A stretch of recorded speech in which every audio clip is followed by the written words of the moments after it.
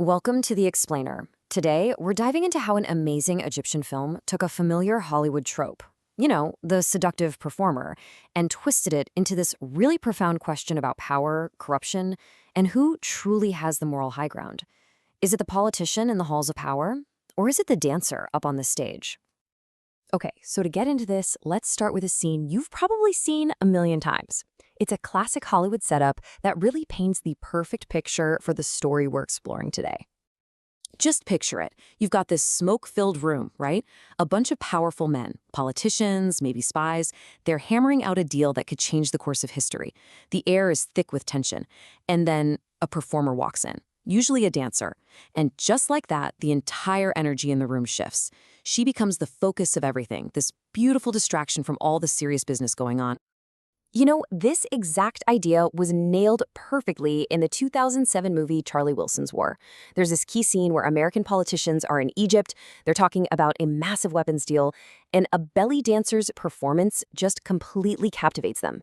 It was so iconic, it actually got a nickname, belly dancer diplomacy.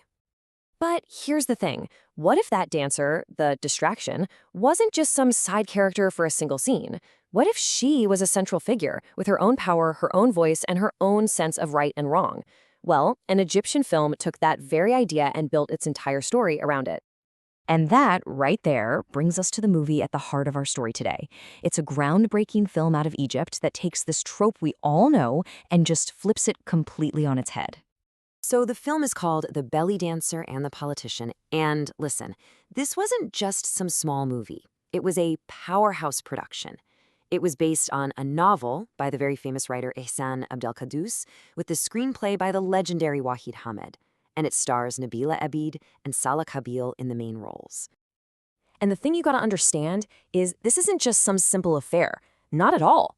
Their relationship actually becomes this incredibly powerful lens that ends up exposing the rot and corruption of an entire political system.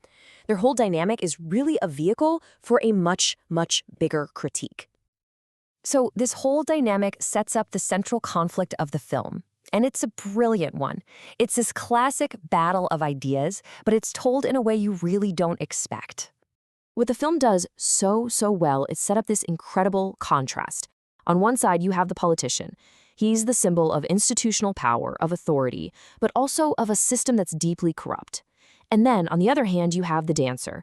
Society looks down on her, right? There's all this stigma, but she's the one who embodies personal integrity. She becomes the outsider who speaks truth to power. It's a fantastic challenge to the kind of hypocrisy that worships power but looks down on art. And this is a question the movie keeps throwing at you over and over. Who's the one with real integrity here? Is it the powerful guy in the fancy suit who's part of a broken system?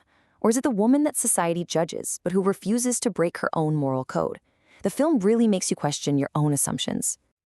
Yeah, and that really gets to the core of what this film is all about. One analysis puts it perfectly, saying the story celebrates women who face that stigma, but have the strength and the virtue to stand up and challenge powerful men. It's a really powerful statement about who we dismiss versus who actually has character. Okay, but this is where the story takes a wild turn.